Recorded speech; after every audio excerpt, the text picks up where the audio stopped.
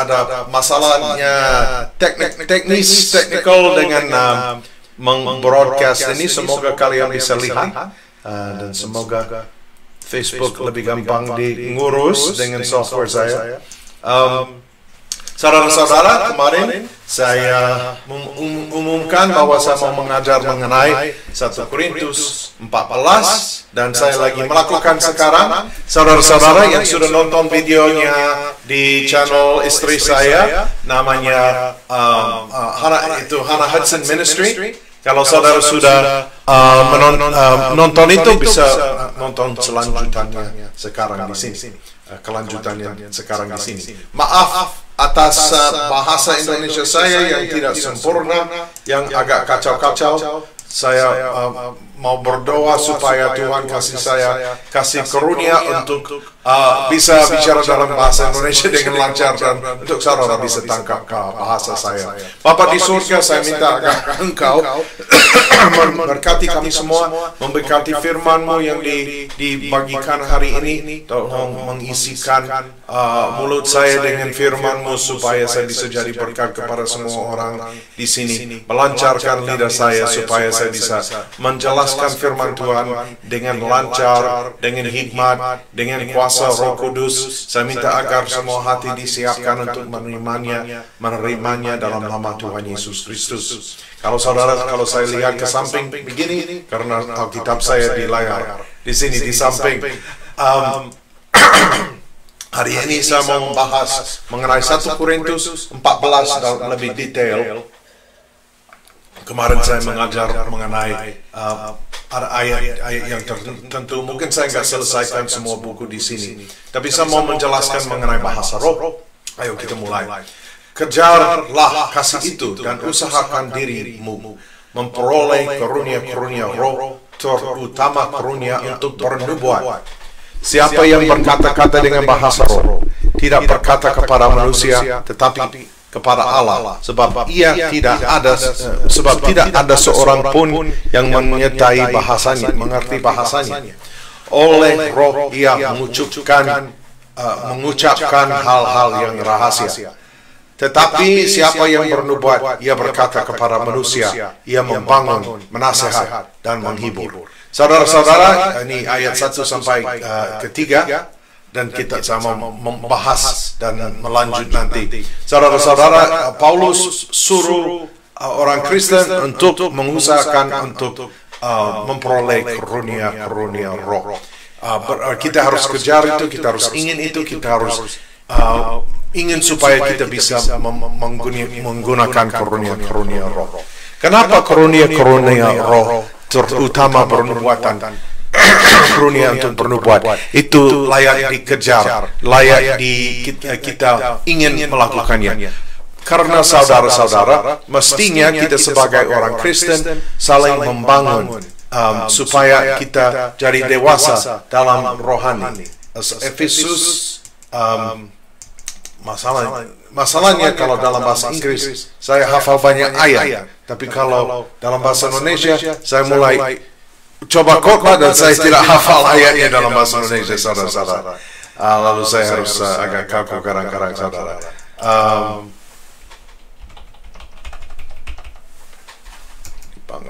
Oke. Saya mau kita baca juga, saya mau kasih membagi sedikit firman dari Efesus. Karunia yang sering disebut di 5 jawatan diberi untuk memperlengkapi orang-orang kudus bagi pekerjaan pelayanan bagi pembangunan tubuh Kristus sampai kita semua telah mencapai kesatuan iman dan pengetahuan yang benar tentang anak Allah, kedewasaan penuh. Tolong lihat di sini, saya mau menunjukkan di Efesus 4 ayat 12 bahwa ada kata pembangunan tubuh Kristus sampai kita telah mencapai kesatuan iman dan pengetahuan yang benar tentang anak Allah, kedewasaan penuh. Tuhan mau kita saling membangun, kita harus saling membangun supaya kita jadi dewasa rohani sebagai tubuh Kristus. Tubuh Kristus perlu dibangun, dan kita bisa saling mengasihi, saling membangun, dan karunia Roh adalah alat untuk membangun tubuh Kristus. Paul suruh kita mengusahakan diri kita untuk pakai karunia Roh. Orang yang berbahasa roh, istilah kata bahasa roh itu istilah kata bahasa Indonesia. Yang dalam bahasa Yunani ada kata lidah. Kata lidah bisa digunakan untuk lidah ini, untuk bahasa, untuk thong sepatu, ada ininya di sepatunya. Tapi itu dipakai untuk bahasa dan untuk lidah, bisa juga untuk api yang di atas orang muridnya Tuhan Yesus di Kisah Para Rasul 2. Lalu ini kata untuk bahasa, ya. Dan Indonesia bilang bahasa roh. Orang yang berbahasa roh, dia membangun dirinya. Dia membicarakan rahasia dengan rohnya kepada Tuhan, dan dia berdoa kepada Tuhan, dan kita tidak ada seorang pun yang mengerti dia. Saudara-saudara, ada pengajaran mengenai bahasa roh, bahwa bahasa roh hanya untuk penginjilan, dan kalau Tuhan kasih karunia bahasa roh itu untuk menginjilkan bahasa bangsa-bangsa. Saudara-saudara, itu tidak diajar di firman Tuhan di Alkitab. Karena di Alkitab di Kisah Para Rasul 2 ada orang yang berbahasa roh, dan orang sekitarnya mengerti bahasanya. Yang bicara dalam glosa, yang lidah bahasa ini yang kayak kita lihat di Kisah Para Rasul 2. Rohnya enggak dalam bahasa Yunani, bahasa rohnya enggak dalam bahasa Yunani, ada kata untuk bahasa di sana. Dan kita lihat ini di Kisah Para Rasul 2. Tetapi di Kisah Para Rasul 2 mereka bicarakan yang keajaiban perlakuannya Tuhan di ayat-ayat itu.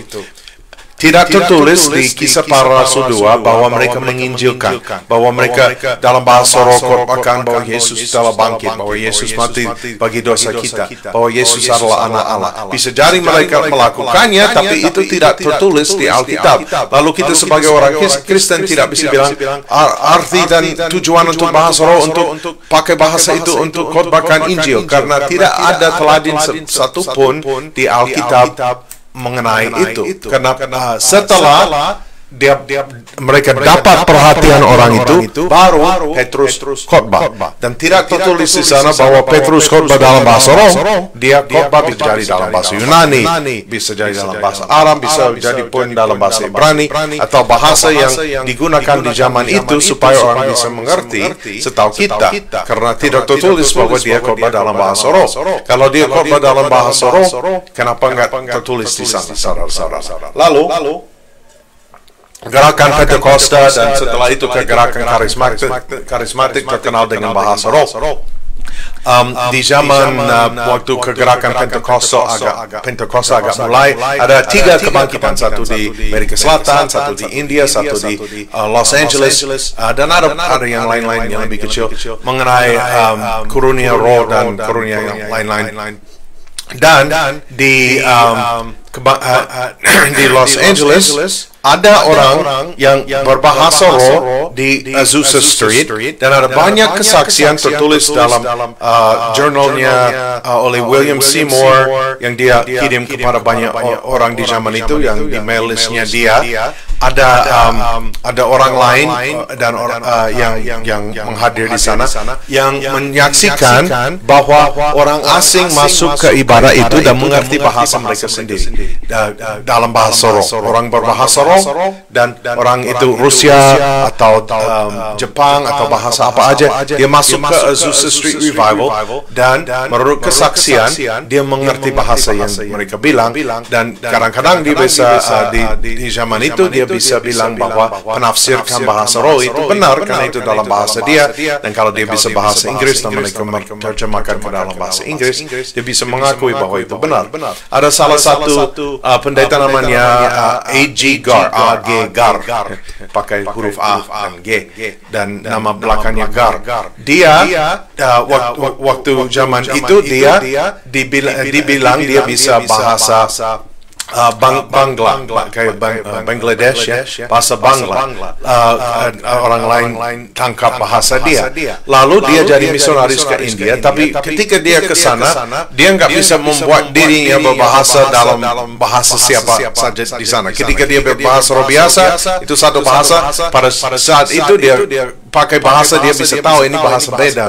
Ketika saya berbahasa roh dan orang lain bilang itu bahasa Bangla, dan karena pengajarannya si Charles Parham, mereka harap kalau mereka ke negeri yang lain, mereka bisa bahasa apa aja dan khotbahkan Injil dalam bahasa itu, dalam bahasa roh. Walaupun orangnya sendiri nggak mengerti yang dia bilang, mereka harap khotbahan mereka bisa khotbah saja.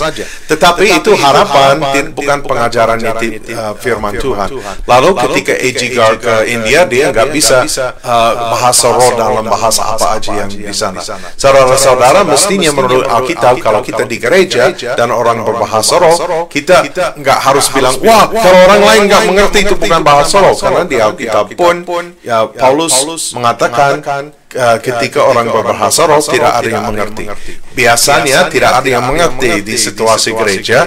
Kadang-kadang Tuhan bisa melakukan yang lain-lain. Di Kisah Para Rasul dia melakukan yang lain-lain. Ada banyak kesaksian di zaman modern ketika ada orang yang dikasih bahasa roh yang bahasa manusia dan yang orang lain mengerti. Saya punya teman Facebook yang kami dua-duanya jadi moderator atau administrator satu grup di Facebook yang ada 700 orang mengenai mendiskusi karunia roh, apakah ada karunia roh untuk zaman ini.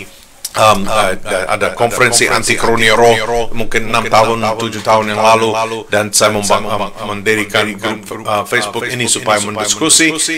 Orang ini dia dapat kayak S3 teologi dari Jerman, dan dia pernah ketemu dua orang yang berbahasa roh dalam bahasa Inggris. Satu orang Hungaria, suku Hungary, yang lain Swiss. Mereka berdua nggak mengerti, nggak bisa bahasa Inggris secara alam, tapi satu pakai bahasa Inggris yang lama kalau dia berbahasa roh, yang lain bahasa Inggris biasa kalau dia berbahasa roh. Lalu itu pengalaman dia. Saya udah kenal banyak beberapa orang yang pernah ketemu, yang pernah mengalami bicara dalam bahasa roh, orang lain mengerti. Ada seorang pergi ke saya pernah baca dari Dennis Balcom, dia bilang ketika dia ke Cina, dia dengar bahasa roh dalam bahasa Inggris dengan orang desa-desa di sana, dari orang desa yang nggak bisa mengerti bahasa Inggris. Saya pernah, habis saya baca itu beberapa minggu kemudian, anaknya datang ke gereja saya di Hawaii. Saya ikut gereja Cina. Suaminya dia orang Barat, orang bule wajahnya. Suaminya orang kalau nggak salah orang Hong Kong, orang suku Cina. Lalu ada suaminya khotbah dan dia nyanyi. Habis ibadah saya ngomong sama mereka, dan saya tanya anaknya Dennis Balcom, saya ceritakan saya pernah baca ini di sana, itu menarik sekali. Dia bisa dengar bahasa Inggris di Cina dalam bahasa roh. Orang itu nggak ngerti apa yang dia bilang, tapi dia berbahasa Inggris. Dan dia bilang, saya pernah lihat itu juga sendiri, dan saya pernah dengar itu. Saya bilang, wah, benar. Ya, dia bilang, ini semua dalam bahasa Inggris. Dia bilang bahwa ada nenek yang tua di desa yang berbahasa roh dalam bahasa Inggris ketika dia dipenuhi Roh Kudus. Lalu saya tanya dia, apa kata orangnya? Apa perkataannya? Dia bilang dia bicarakan Amsal. Saya bilang, wah, Amsal yang nomor berapa? Yang mana? Dia bilang, wah, bukan berarti dia, saya tidak tahu kalau itu salah satu Amsal di Alkitab, kedengarannya seperti salah satu Amsal. Bukan Amsal, maaf, salah saya. Mazmur. Saya bingung. Dia katakan Mazmur, kata orang perempuan ini. Lalu dia, saya tanya, Mazmur nomor berapa? Lalu dia bilang, saya tidak tahu kalau itu Mazmur Alkitab, tapi kata-kata yang seperti yang kita dengar di Mazmur. Lalu ya banyak cerita yang lain, yang perkenalan. Saya belum pernah mengalami sendiri. saya latar belakang dari S1 saya dalam linguistik, dan ya saya pernah dengar bahasa roh yang kedengarannya buat telinga saya seolah itu bahasa, dan saya pernah di satu ibarat di Indonesia ada orang berbahasa roh, orang lain menerjemahkan, dia berbahasa roh, saya pikir apakah orang ini berdoa dalam bahasa daerah atau dia berbahasa roh, sampai ada pernah penerjemahkannya, dan saya sadar ini bahasa roh. Lalu saudara-saudara, ayo kita lanjut. Tetapi ayat ketiga, siapa yang bernubuat, ia berkata-kata kepada manusia, ia membangun, menasihati dan menghibur. Saudara-saudara, ya apa itu bernubuatan? Bernubuat adalah di sini ini menjelaskan fungsinya bernubuat, bukan definisi bernubuat. Kalau kita mau mengerti bernubuat, kita harus belajar Perjanjian Lama, dan juga ayat-ayat yang lain di Alkitab. Misalnya Petrus menjelaskan mengenai bernubuatan Perjanjian Lama, dia bilang, holy men of God spake as they were moved by the Holy Ghost. Orang kudus dari Allah kata sesuai dengan gerakan Roh Kudus. Maaf, saya tidak cari ayat dalam bahasa Indonesia, tapi mereka bicara sesuai dengan gerakan Roh Kudus. Kalau kita lihat di Perjanjian Baru, ada kata dalam bahasa Yunani yang digunakan untuk menerjemahkan kata Nabi di Perjanjian Lama, dan kata untuk bernubuat di Perjanjian Baru digunakan untuk menerjemahkan kata Nabi bernubuat, apa yang saya bilang tadi, yang sama dengan Perjanjian Lama. Lalu Yesus juga bilang bahwa dia akan kirim nabi, orang hikmat, dan penulis, scribes, pencatat, penulis. Dia mau kirim nabi. Ini di Matius pasal 23, kata Yesus bahwa orang yang dengar dia, mereka bersalah, mereka sudah menganiaya nabi-nabi yang dikirim kepada mereka, dan Yesus akan kirim nabi kepada mereka juga. Berarti ada hubungan di antara nabi Perjanjian Lama dan nabi Perjanjian Baru. Ini bukan sesuatu yang jauh beda, karena yang mungkin perjanjian dengan Tuhan yang yang kita menikmati agak beda, situasi kita dengan Tuhan agak beda daripada sebelum Yesus bangkit dan naik ke surga. Tetapi fungsi orang nabi adalah dengar suara Tuhan dan bicara sesuai dengan gerakan Tuhan yang diberi kepada dia. Saya bilang bicara, tapi ada juga di Perjanjian Lama di satu ayat orang bernubuat di alat musik, dan ada orang juga yang bernubuat yang pakai tanda-tanda yang kayak cukur rambutnya dan pakai tali di pinggang yang disimpan yang kotor, dan dia pakai itu sebagai tanda-tanda. Ada cara yang lain untuk berkomunikasi, untuk menunjukkan Tuhan, tapi mayoritasnya bicara. Ada penyanyi juga di Mazmur, tetapi mayoritasnya nabinya bicarakan firman Tuhan yang dia dengar sesuai dengan gerakan Roh Kudus. Saudara-saudara, menurut Paulus ada perbedaan, ada macam-macam karunia. Satu karunia di buku Roma ayat pasal 12 adalah bernubuat. Ada yang lain yang mengajar, ada yang lain yang menasihat. Ada di 1 Korintus 12 juga ayat 28 ada karunia yang terutama rasul, baru nabi, ada pengajar, mukjizat, penyembuhan. Ini karunia-karunia yang berbeda. Di Efesus 4 ayat 11 ada rasul, ada nabi, ada penginjil, ada gembala dan pengajar. Ini bukan satu karunia, ini macam-macam karunia, saudara-saudara.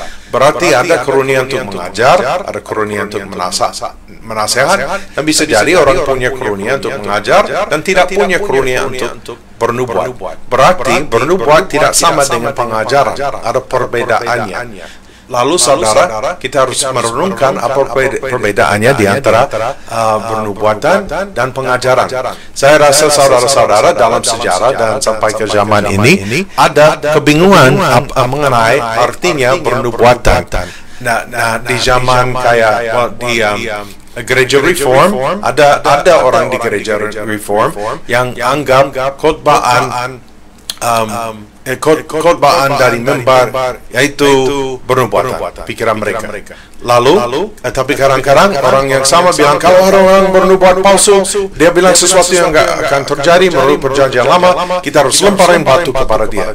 Lalu kalau orang percaya bahwa khotbah di mimbar hari Minggu adalah bernubuatan dan dia salah kata, dia bilang Alisa daripada Alia, apakah kita harus melemparkan batu karena khotbahannya dia agak salah sedikit?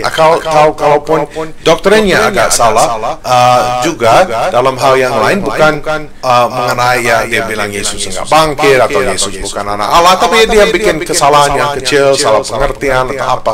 Apakah kita bisa bilang bahwa dia penubuat yang bernubuat palsu?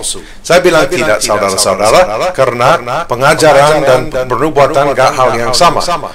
Ini tidak persis sama, ada perbedaan. Menurut kalau saudara lihat di ayat 30 di pasal ini, bernubuatan bersikap penyataan, ada penyataannya dari Tuhan. Orang yang bernubuat digerak untuk bicarakan pernubuatan. Nah, di perjanjian lama ada bernubuat yang sering mulai dengan demikian firman Tuhan. Ya, dan ada juga kata itu dari Agabus yang di Kisah Para Rasul. Dia seorang nabi dan dia saya tidak tahu persis bahasa Indonesia, tapi dia bilang demikian kata Roh Kudus sebelum dia bernubuat bahwa Paulus akan diikat. Nanti Paulus lagi menuju ke Yerusalem dan dia bernubuat bahwa Paulus akan diikat.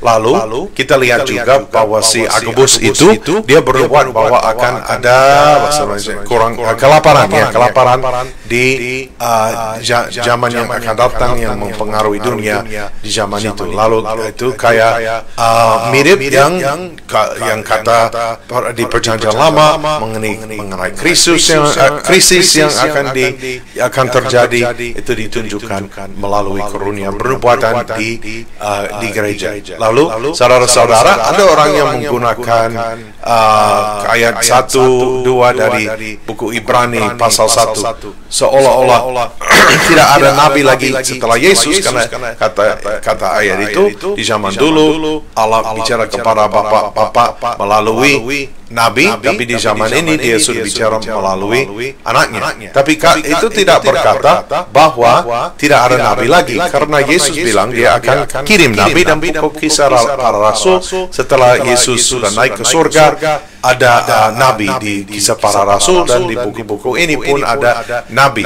So berarti di buku Ibrani itu berarti Yesus lebih hebat daripada nabi-nabi yang di zaman lebih dahulu, karena tidak dapat berkata tidak ada nabi lagi setelah Yesus, melainkan di ayat itu kita baca bahwa Yesus lebih hebat dari para malaikat. Kita baca mengenai Yesus nabi, baru Allah kirim anaknya lebih hebat. Dia bicarakan malaikat-malaikat, dan tujuannya anaknya lebih hebat dari para malaikat. Bukan berarti tidak ada malaikat lagi di zaman ini, karena ada kata-kata itu di buku Ibrani pasal 1, tapi Yesus lebih hebat. Tuhan bicara, Allah bicara melalui anaknya lebih hebat daripada hanya bicara melalui nabi-nabi. Bukan berarti tidak ada nabi di gereja, karena Yesus bilang dia akan kirim nabi dari Kisah Para Rasul, dan di buku 1 Korintus dan buku Efesus ada nabi. Lalu saudara-saudara, ada orang yang takut dengar kata nabi. Kalau kita mengerti fungsi nabi dan mengerti karunia-rohnya, mungkin kita nggak rasa terlalu aneh kedengaran. Ya, saudara-saudara, kadang-kadang tradisi gereja nggak selalu sesuai dengan firman Tuhan yang di Alkitab. Lalu orang yang berkata yang bernubuat, ia berkata kepada manusia yang membangun, menasihat, dan menghibur. Lalu saudara-saudara, dengan definisi bernubuat, saya pernah lihat mungkin tahun 90 192. Saya pernah lewat ada gedung untuk orang baptis. Saya bukan orang baptis, tapi saya ikut gedung itu karena ada ruangan doa yang bisa digunakan siapa saja, dan ada telepon yang gratis waktu saya kuliah. Ini sebelum zaman HP. Waktu itu zaman HP kayak satu yang batu yang berat, yang bukan batu tapi kotak yang berat, atau yang ada yang gede-gede dipakai orang kaya di mobil, dan ya itu agak jarang ada HP yang kayak gitu yang besar, nggak bisa dikantongin.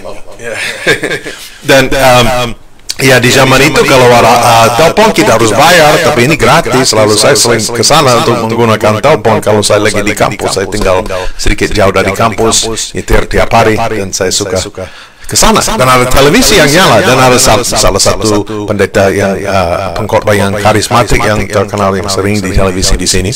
Dan dia bilang bahwa dia pakai ayat-ayat mengenai Hesekiel suruh tulang-tulang yang sudah kering untuk membangun, dan Hesekiel di ayat itu dia bernubuat kepada tulang-tulang untuk membangun. Dia bernubuat kepada tulang ini. Lalu pendeta ini dia bilang bahwa kita bisa bernubuat kepada masalah kamu. Kalau tidak, mungkin saya nggak tahu persis yang dibilang, kalau tidak ada uang, bernubuat kepada uang itu untuk datang. Kalau ada masalah ini, bernubuat kepada itu.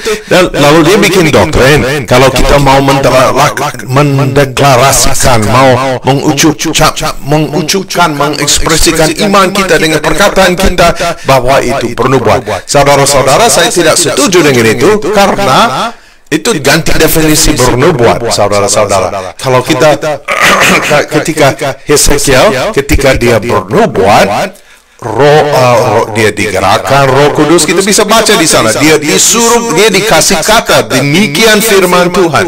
Tuhan kasih dia kata untuk bernubuat kepada tulang itu. Bukan dia lihat ini dalam visi, kayaknya visi tulang yang menunjukkan bangsa Israel, ya. Dia lihat tulang-tulang itu, dan dia disuruh dalam visi ini, dia disuruh untuk bicarakan kata-kata ini, dan dia digerakkan Roh Kudus untuk melakukannya. Bukan dia ingin mobil yang baru, lalu dia bilang, saya ingin mobil yang baru, saya mau bicarakan kepada mobil-mobil untuk datang kepada saya, dan karena saya beriman itu jadi bernubuat, saya bernubuat kepada itu seperti kepada Tuhan. Bukan. Bernubuatan yang benar hasil dari Roh Kudus. Lalu saya pernah ikut ibadah, dan saya rasa sangat terganggu karena orang yang khotbah, perasaan saya agak dia bicarakan dirinya, dan mungkin dia pakai satu ayat, saya nggak tahu, dia ngomong, dan rasanya nggak terlalu berat perkataannya, dan dia suruh orangnya bernubuat. Lalu saya rasa nggak enak, dan hal yang lain yang dia khotbahkan. Pada akhirnya saya tulis di websitenya dia. Saya pakai sesuatu yang saya baca dari Irenaeus, karena Irenaeus ada orang tinggal yang hidup kira-kira tahun 200-an, dan dia. Dan ada orang yang bilang karunia roh tidak ada habis rasul-rasul. Tapi itu enggak benar juga, karena kalau kita baca yang disebut bapak-bapak gereja, satu bapak di surga, ya. Tapi orang di zaman itu yang kayak Irenaeus yang menulis buku anti heresy, ya, against heresies, orang ini dia berdaya karunia roh. Dia bilang ada saudara-saudara yang berbahasa roh, ada yang ada pengetahuan tentang masa depan, ada yang bernubuat, ada penyembuhan. Dia bilang malah ada gereja-gereja yang doakan orang yang mati di zaman itu dan bisa bangkit. Dan ya kayak kalau kita bisa bilang karismatik dengan hal yang dia percaya, karismata yang karunia roh itu lagi berfungsi dan mengalaminya. Lalu saudara, kalau pendeta bilang tidak ada bukti di buku-buku bapak gereja di zaman abad yang kedua, yang ketiga, yang menunjukkan ada karunia roh, berarti orang itu tidak belajar, dan dia pernah baca di buku bahwa itu tidak ada apa-apa yang kayak gitu. Tapi ada.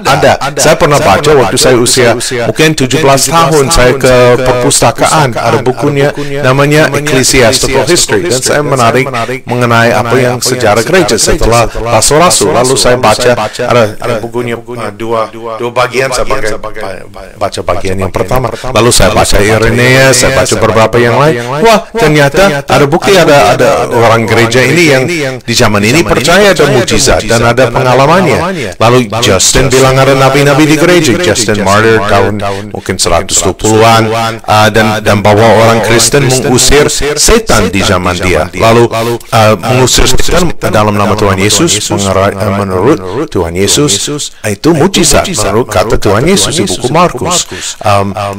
Dan Tertullian yang tinggal di tahun 200-an juga dia bilang bahwa orang Kristen mengusir setan. Mereka dua-duanya bilang ini bahwa orang kafir, orang pagan menyembah berhala di zaman itu mereka anggap orang kerasukan dirasukin oleh dewa mereka.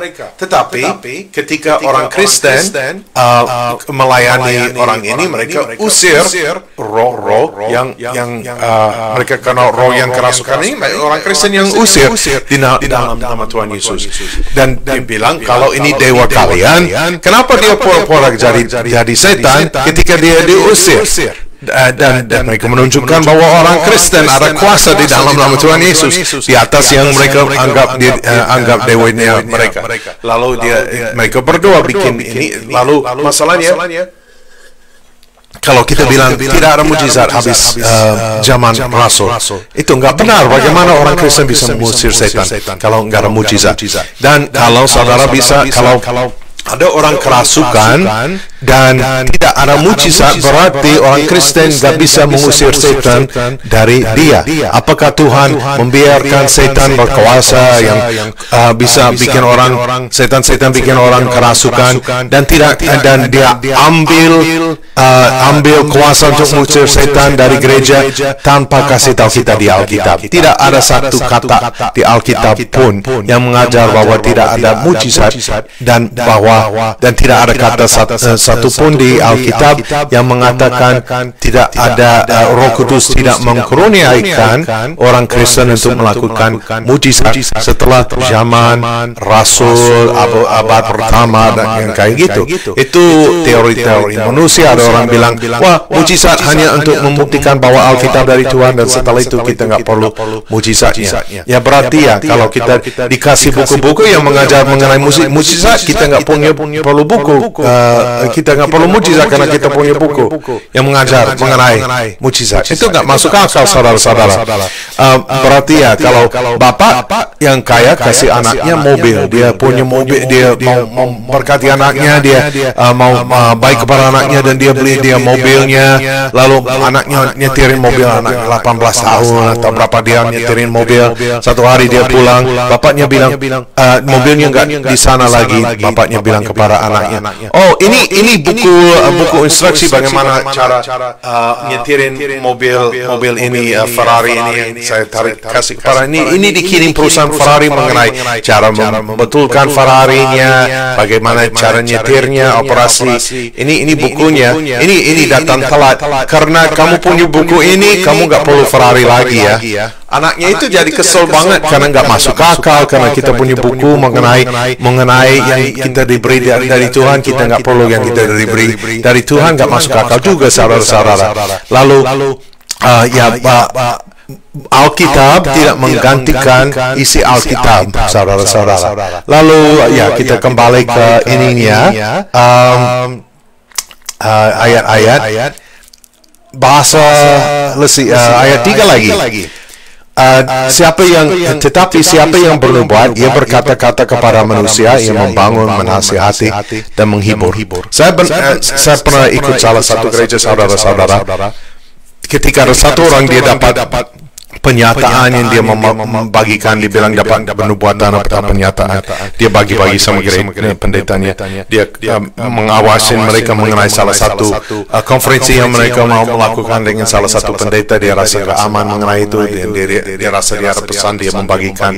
Dan setelah ada masalah-masalah yang dia katakan, penatua dari gereja itu, ada 3 penatua yang mengatur gereja itu, mereka mulai dengar dengar dia. Tapi ada salah satunya, ada kata-kata orang ini kadang-kadang nggak mengenai hal yang rasa enak, yang mengenai kalau semua akan jadi lancar, akan jadi baik.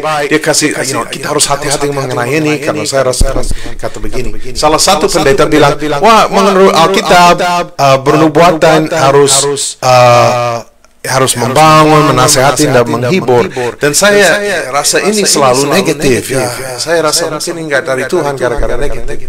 Tapi penetua yang lain, dia sadar bahwa ayat itu tidak berarti apakah semua pernubuatannya harus selalu mengenai hal yang enak-enak. Misalnya kalau kita lihat di perjanjian baru pun, kita lihat bahwa di ayat Kisah Para Rasul 11 bahwa Agabus dia bilang akan ada kelaparan. Itu nggak enak didengar. Karena kalau kita kurang makan, kalau ada kurang makanan di dunia ini tidak enak didengar. Tetapi ini menunjuk, ini bantu membangun, menasihati, dan menghibur karena gereja menerima firman itu, menerima pernubuatan itu. Lalu mereka kumpulin dana untuk kasih kepada orang miskin di Yerusalem. Lalu mereka dibantu dan gereja dibangun juga karena mereka belajar untuk memberi. Tujuannya baik, tujuannya membangun, tujuannya menasihati, tujuannya menghibur. Saudara-saudara, tidak selalu kata-kata yang membangun berarti rasa enak, karena Yesus juga bilang bahwa kita harus angkat kayu salib dan mengikuti dia. Lalu dan kalau kita angkat kayu salib, kayaknya kata-kata nggak terlalu enak. Pikirin apa itu kayu salib? Wah, itu alat untuk membunuh orang. Itu alat kesiksaan.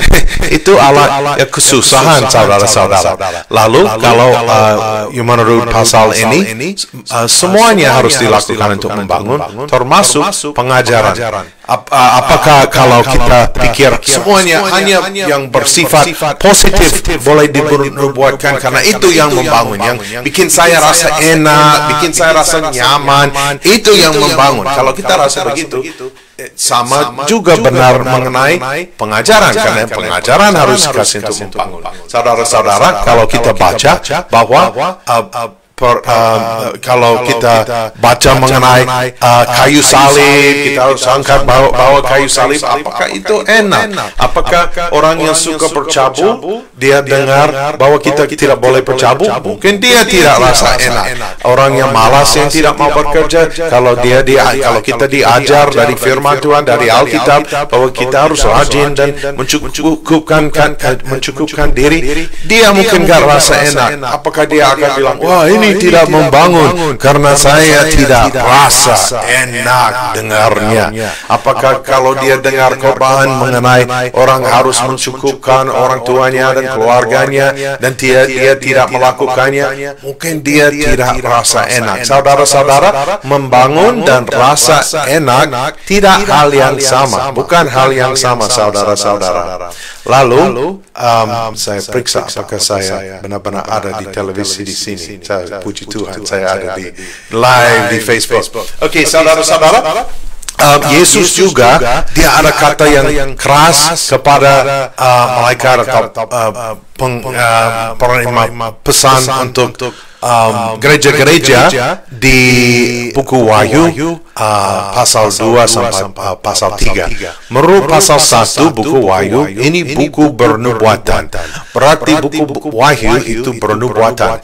Yesus bilang bahwa ada seorang perempuan disebut Jezebel di sana. Dia nggak bilang roh Jezebel, tidak ada kata roh Jezebel di Alkitab.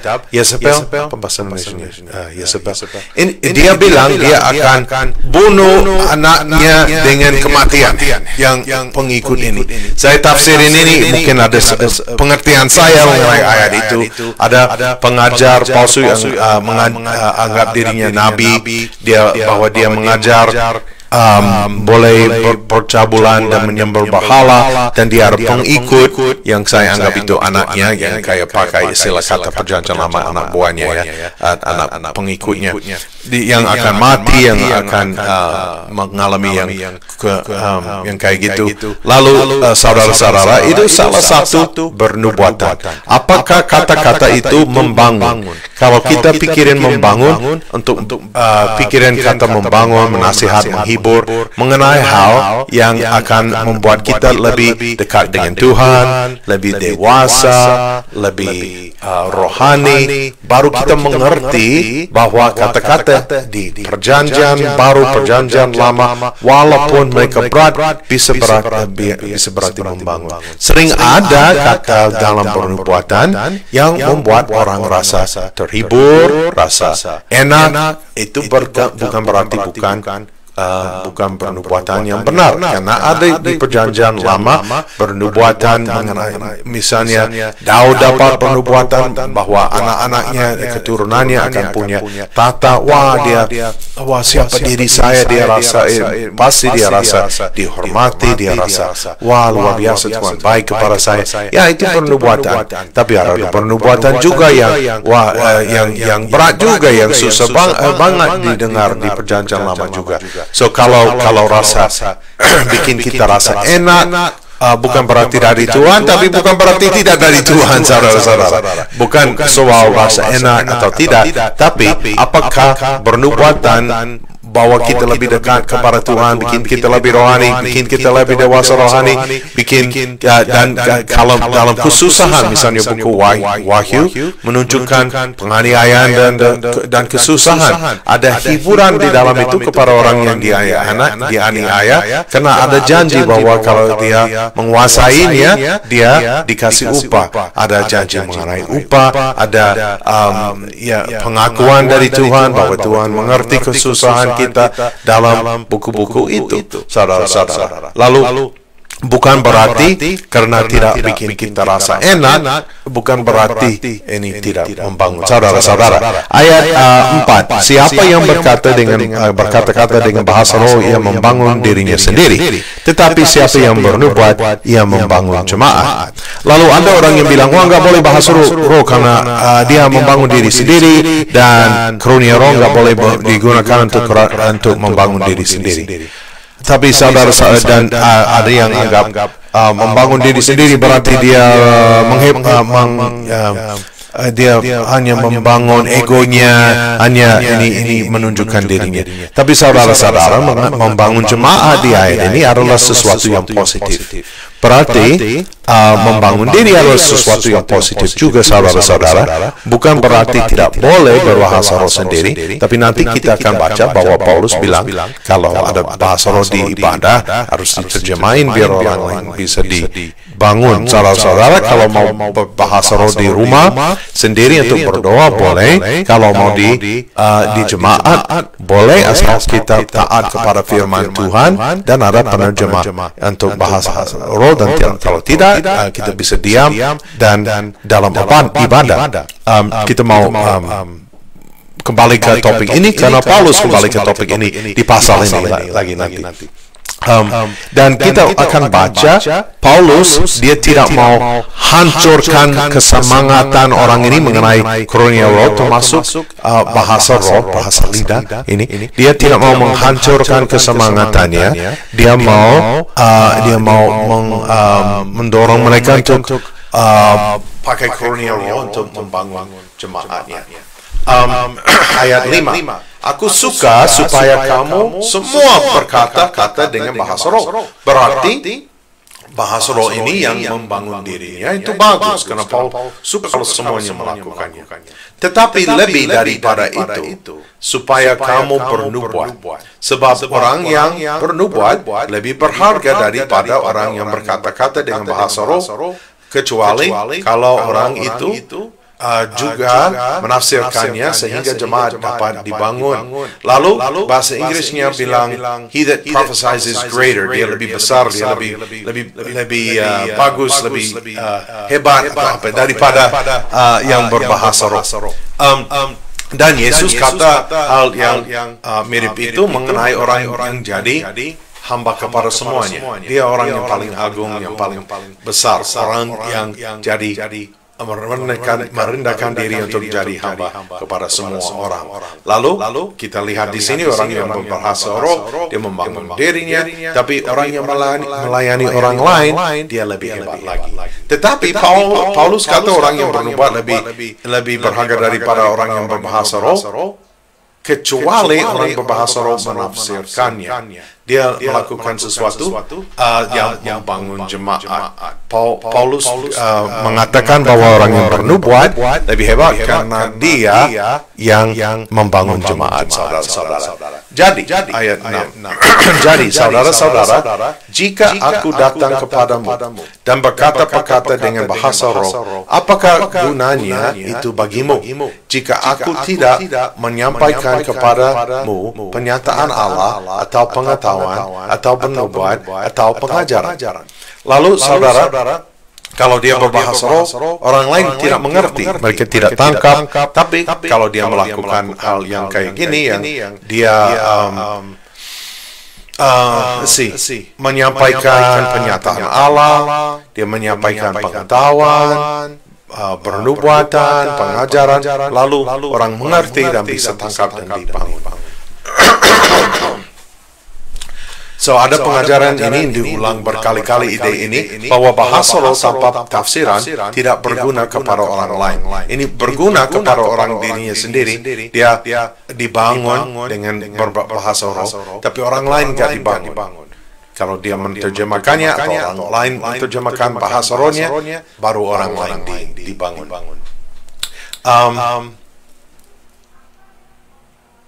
Ayat 7, sama halnya dengan alat-alat yang tidak berjiwa, tetapi yang berbunyi seperti seruling dan kecapi. Bagaimanakah orang dapat mengetahui lagi apakah yang dimainkan seruling atau kecapi kalau keduanya tidak mengeluarkan bunyi yang berbeda? Atau jika nafiri tidak mengeluarkan bunyi yang terang, siapakah yang menyampaikan diri untuk berperang? Demikian juga kamu yang berkata-kata dengan bahasa roh, jika kamu tidak mempergunakan kata-kata yang jelas, bagaimana orang dapat mengerti apa yang kamu berkata? Kata-katamu sia-sia saja kamu ucapkan di udara. Lalu kalau orang berbahasa roh, ini seolah-olah sesuatu alat musik yang orang lain tidak bisa memperbedakan noda-nodanya. Ada ini kayak bunyi di alat itu yang nafiri dan tidak jelas apakah yang dalam perang kalau misalnya untuk membangun dan untuk tidur, kalau ada kita nggak ngerti kalau dia main begitu, apa yang kita harus lakukan? Apa artinya ini tidak ada arti. Lalu bahasa roh begitu karena orang lain tidak mengerti. Ayat 10 sampai 11. Ada banyak, entah berapa banyak macam bahasa di dunia. Sekalipun demikian, tidak ada satupun di antaranya yang mempunyai bunyi yang tidak berarti. Tetapi, jika aku tidak mengetahui arti bahasa itu, aku menjadi orang asing bagi yang mempergunakannya, dan dia jadi orang asing bagiku. Dalam bahasa Inggris, itu langsung dari bahasa Yunani-nya, barbarian. Karena dalam ada idenya bahwa mungkin di zaman dulu kalau orang Yunani dengar orang asing yang tidak bisa bahasa Yunani, kedengarannya seperti dia bilang bar. Lalu mereka bilang barbarian, orang barbar. Yang kata barbar. Lalu kalau orang berbahasa roh itu kedengarannya sama dengan orang yang dari bahasa lain yang kita tidak mengerti. Saudara-saudara. Lalu tidak berguna bagi mereka kecuali diterjemahkan. Ayat Ya, 12 dan 13. Demikian pula dengan kamu. Kamu memang berusaha untuk memperoleh karunia-karunia roh, tetapi lebih daripada itu, hendaklah kamu berusaha mempergunakannya untuk membangun jemaat. Karena itu, siapa yang berkata-kata dengan bahasa roh, ia harus berdoa supaya kepadanya diberikan juga karunia untuk menafsirkannya. Ada beberapa hal yang saya mau menunjukkan di sini. Salah satunya, Paulus tulis kepada jemaat-jemaat. Dia harap orang di jemaat-jemaat bicara dalam jemaat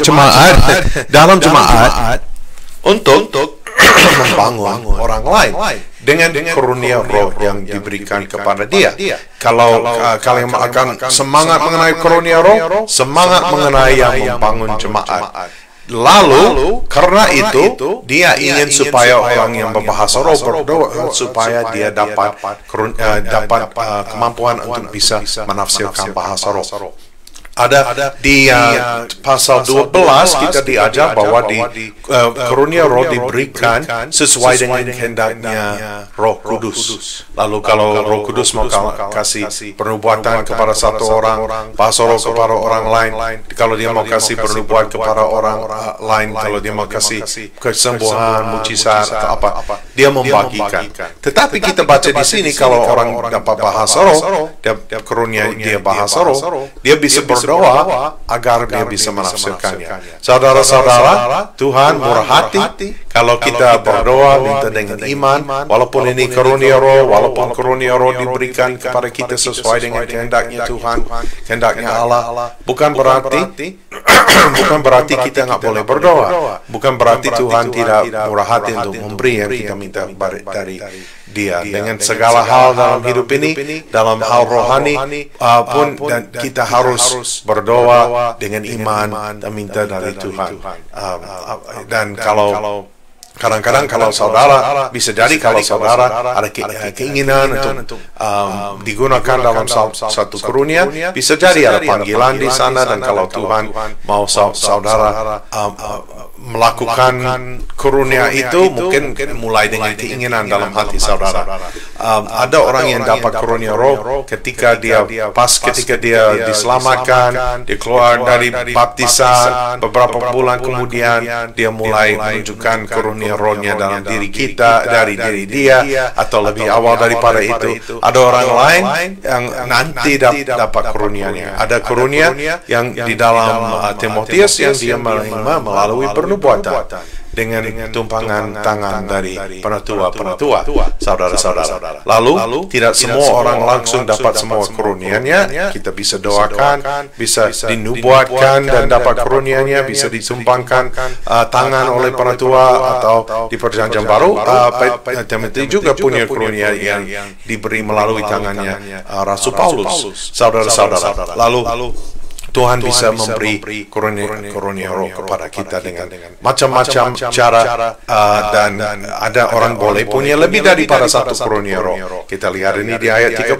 bisa jadi orangnya dapat karunia roh untuk berbahasa roh, dan dia punya karunia roh untuk menafsirkan bahasa roh, saudara-saudara. Lalu Tuhan, Paulus suruh orang untuk ingin bernubuat juga, saudara. Lalu ayat 14, sebab jika aku berdoa dengan bahasa roh, maka rohkulah yang berdoa, tetapi akal budi tidak turut berdoa. Jadi apa yang harus kubuat? Aku akan berdoa dengan rohku, tetapi aku akan berdoa juga dengan akal budiku. Aku akan menyanyi dan memuji dengan rohku, tetapi aku akan menyanyi dan memuji dengan akal budiku. Sebab jika engkau mengucap syukur dengan roh saja, bagaimanakah orang yang hadir sebagai pendengar dapat mengatakan amin atas pengucapan syukurmu? Bukankah dia tidak tahu apa yang engkau katakan?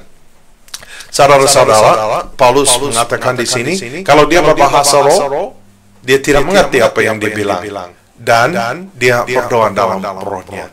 Nah, biasanya kalau kita dibangun di gereja harus dibangun melalui akal budi kita, dari pengertian kita harus mengerti kata-kata. Tapi ada satu yang kecualian di sini, karena kalau orang berbahasa roh, dia tidak mengerti apa yang dibilang, tapi dia juga bisa dibangun dengan perkataannya. Tapi dia tidak bisa membangun orang lain dengan bahasa roh, kecuali itu diterjemahinnya. Lalu kalau orang berbahasa roh, orang yang tidak mengerti tidak bisa bilang amin kepada doa syukurnya karena kita tidak mengerti apa yang dia bilang.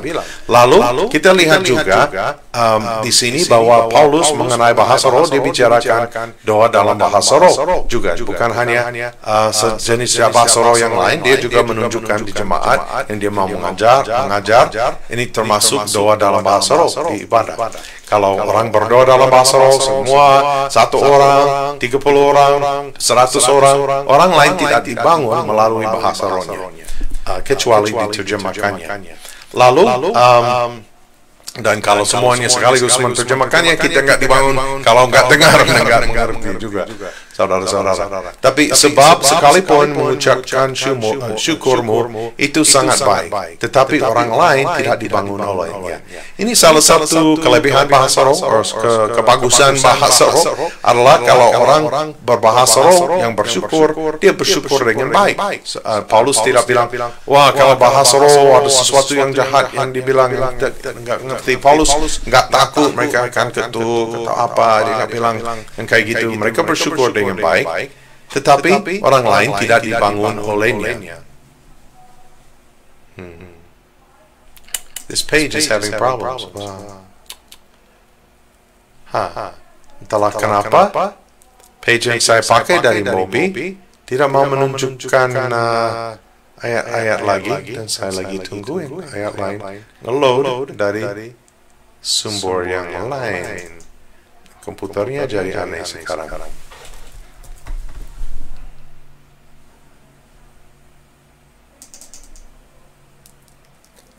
Saudara-saudara, kalau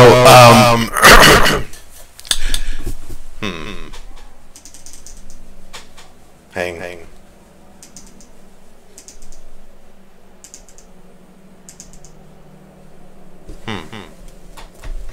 Maaf ya saudara-saudara, entahlah kenapa komputer saya jadi aneh sekarang. Dalam nama Tuhan Yesus, sembuh. Lord, I pray this thing will come back on.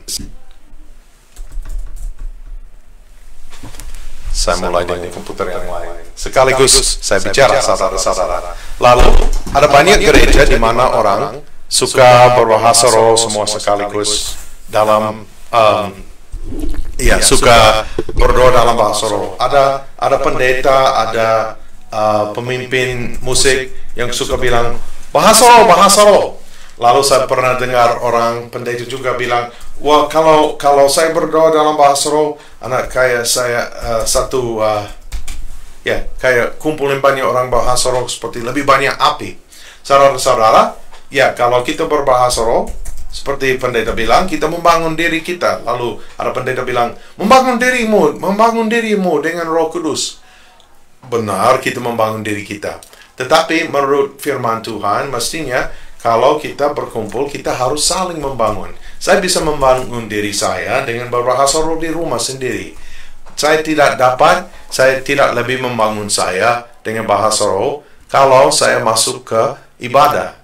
Dan kalau saya daripada saya di rumah sendiri, dan saya tidak membangun orang lain. Ada perintah di Alkitab mengenai kita harus membangun. Saya harus membangun orang lain. Kalau saya beribadah, bukan saya harus membangun diri saya sendiri. Saudara-saudara, puji Tuhan, semoga saya masih online, tidak terlalu hang. Oh, my live India video is ended.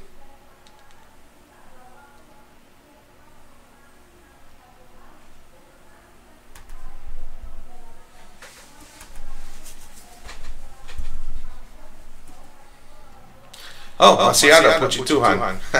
Maaf, saya pikir ini sudah mati, saudara-saudara. Saya masih lanjut.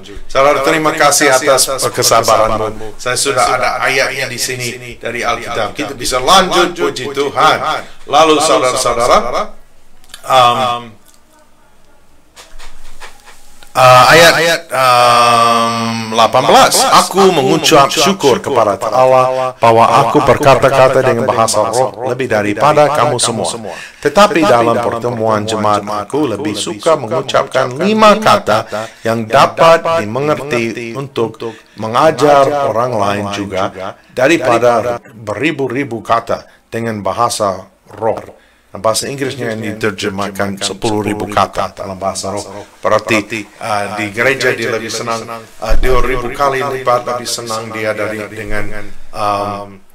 dengan bahasa yang biasa daripada bahasa roh, karena dia mau orang lain mengerti. Kalau kita berbahasa roh, tidak ada orang lain yang mengerti kecuali kita menerjemahkannya. Oke, apakah ini?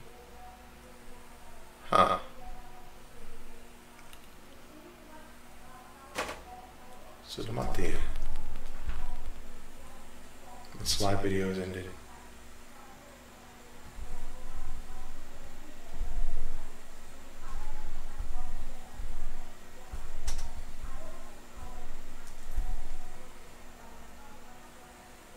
Saudara-saudara, saya lagi lihat apakah video ini nyala enggak. Apakah kalian dengar saya enggak?